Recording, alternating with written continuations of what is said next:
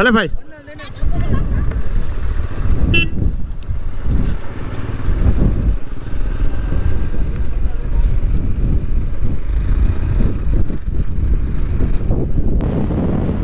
તો મિત્રો બપોરના વાગી ગયા છે 12:30 અને હવે આપણે દ્વારકા થઈ અને ડાયરેક્ટ પોરબંદર જવાનું છે. તો પોરબંદર જઈ ત્યાં રોયલ એનફિલ્ડના શોરૂમમાં જઈ અને થોડી બાઇક સર્વિસ અને ચેન લ્યુબ કરાવવાની છે અને ત્યાંથી પછી જૂનાગઢ બાજુ આગળ વધશું. તો ચાલો આગળ નીકળીએ.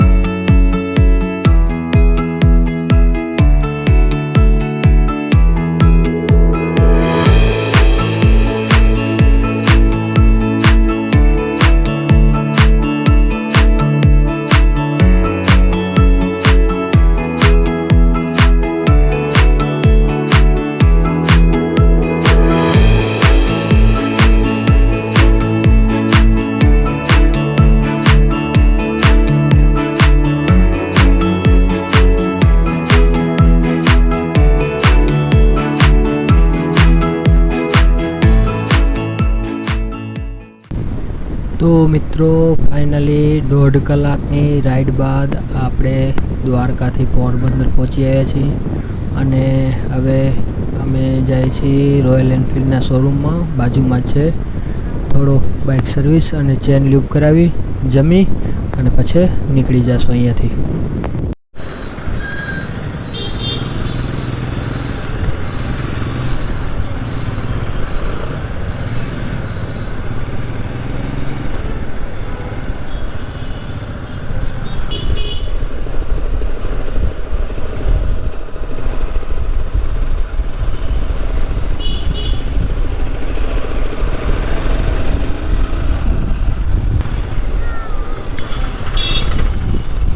સારો છે પોરબંદર.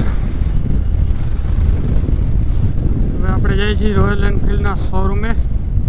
થોડી ચેન લ્યુબ બેઝિક સર્વિસ કરાવી લઈ જેથી કરીને આગળના રૂટમાં આપણને તકલીફ નહીં.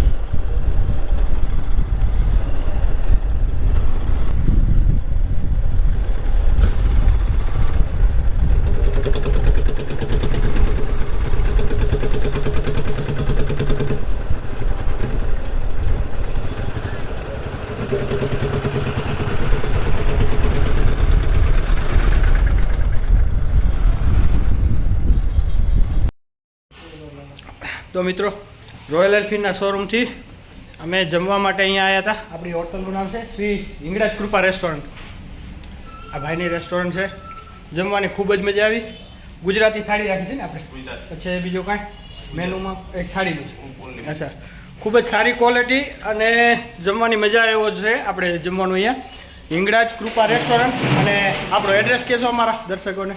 4 રસ્તા પોરબંદર, બિલ્લા રોડ. તો હું કાર્ડ પણ મેન્શન કરી દઉં છું. પોરબંદર આવો તો એક વખત જરૂર અહીંયા મુલાકાત લે હોટલની. ચાલો ભાઈઓ, પોરબંદર જમી અને હવે અમે જઈ રહ્યા છીએ ચાપરડા જુનાગઢ. ચાપરડા શ્રી મુક્તાનંદ બાપુનો આશ્રમ આવેલો છે. તો આજનો રાતવાસો ત્યાં કરી અને આવતીકાલે ઉત્તરાયણ છે એટલે સવારે ત્યાંથી પછી નીકળી અને ઘર તરફ પ્રયાણ કરવાનું છે. તો ચાલો નીકળીએ ચાપરડા બાજુ.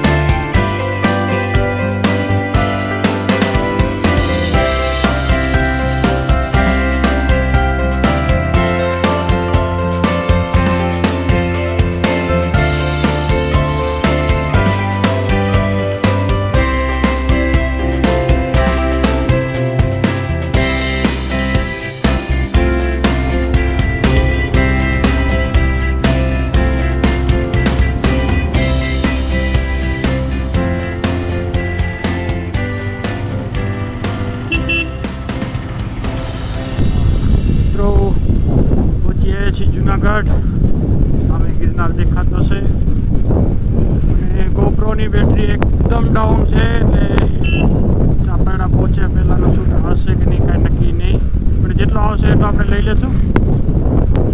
હાલ જુનાગઢ પહોંચી આવ્યા છીએ. જય ગિરનારી. સામે ગિરનાર દેખાય છે તો બન્યા રહ્યો અમારી સાથે.